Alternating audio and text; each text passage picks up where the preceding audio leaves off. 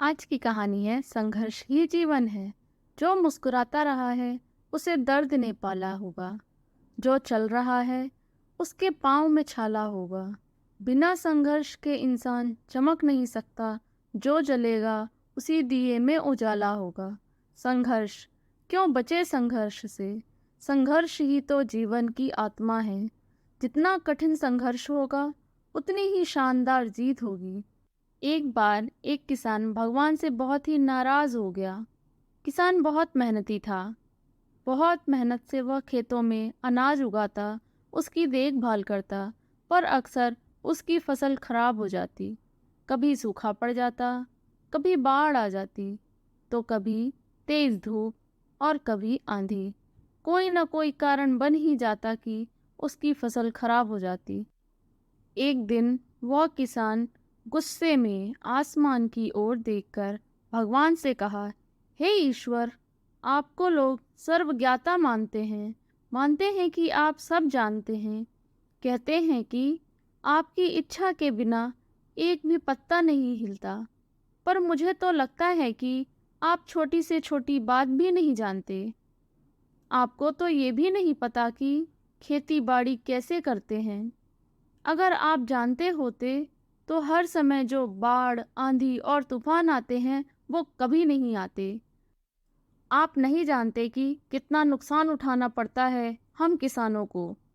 यदि आप मेरे हाथ में यह शक्ति दे दें कि जैसा मैं चाहूँ वैसा मैं मौसम कर दूँ, फिर आप देखना, मैं अन्न के भंडार लगा दूंगा। भगवान इस किसान के तीखे वाक्य सुनकर मुस्कुरा रहे थे और वह किसान के सामने प्रकट होकर बोले, मैं आज से तुम्हें यह शक्ति देता हूँ कि तुम अपने खेतों पर तुम्हारे अनुसार ही तुम मौसम कर दोगे। मैं बिल्कुल भी दखल नहीं दूंगा। तुम्हारी इच्छा से सब कुछ होगा। किसान बहुत खुश हो गया। किसान ने गेहूं की फसल अपने खेतों में बोई। जब उसे लगा कि खेतों में धूप चाहिए तो खेतों को धूप मिली। जब पानी बरसाना चाहिए तब पानी बरसा। आंधी, तूफान, बाढ़, कुछ भी उसने अपने खेतों पर नहीं आने दिया। किसान के खेत में इस वर्ष ऐसी फसल हुई जैसी कभी नहीं हुई थी। हरी भरी लहलहाती फसल। मन ही मन वो बहुत खुश हो गया और सोचने लगा, अब सबूत के साथ दिखाऊंगा भगवान को कि इसे कहते हैं शक्ति का सही उपयोग। मेरी सफलता देखकर उन्हें अपने नियम जरूर बदलने पड़ेंगे। कुछ दिन गुजरे, फसल काटने को तैयार हो गई। किसान बहुत उत्सुकता के साथ फसल को काटने लगा, पर जैसे ही उसकी नज़र गेहूं की बालियों पर गई तो उसने अपना सिर पीट लिया और वह रोने चिल्लाने लगा। गेहूं की एक भी बाली के अंदर गेहूं का दाना नहीं था। सारी बालियां अंदर से खाली थीं। किसान बहुत दुखी हो गया। उसने भगवान को रोते हुए फिर पुकारा, हे प्रभु, तुमने ये मेरे साथ क्या किया? क्या तुमने मुझे कोई सजा दी? भगवान बोले, पुत्र, ये तो होना ही था। तुमने पौधों को संघर्ष का मौका ही कहाँ दिया। ना तो तुमने उन्हें आंधियों से जूझने दिया, ना तेज बारिश को सहने दिया, और ना ही धूप में तपने दिया। एक भी चुनौती का सामना तुमने उन्हें नहीं करने दिया। इसलिए सारे पौधे अंदर से खोखले रह गए। जब आंधी, तूफान, तेज बारिश और धूप पड़ती है, तभी ये पौधे अपने अस्तित्व को बचाने के लिए संघर्ष करते हैं। और इसी संघर्ष से एक बल पैदा होता है जिसमें शक्ति होती है, ऊर्जा होती है, और यही ऊर्जा पूर्ति तेरे गेहूं के दानों के रूप में होती है जो नहीं फूटी। तूने उन्हें कठिन परिस्थितियों से गुजरने ही नहीं दिया जहां उनके अस्तित्व का जन्म होता।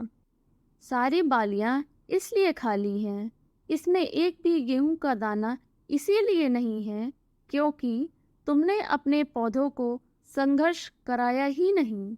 याद रखिए, स्वर्ण में स्वर्णीय आभा तभी आता है जब वह आग में तपने, गलने और हथौड़े से पीटने जैसे संघर्षों से गुजरता है।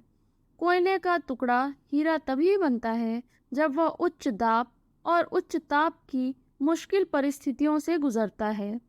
इसी तरह यदि हमारी ज़िंदगी में कोई संघर्ष ही ना हो, कोई चुनौती ही ना हो, तो हम भी गेहूं की बालियों की तरह खोखले रह जाएंगे।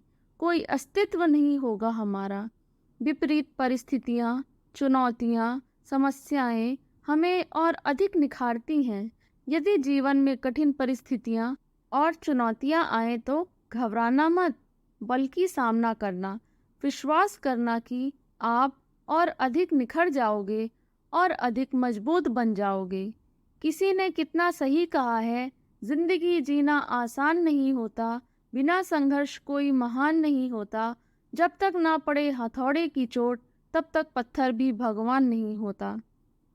Thank you for watching. अगर वीडियो अच्छी लगी हो तो एक लाइक और चैनल को सब्सक्राइब करना ना भूलें। तब तक के लिए जय हिंद, जय भारत।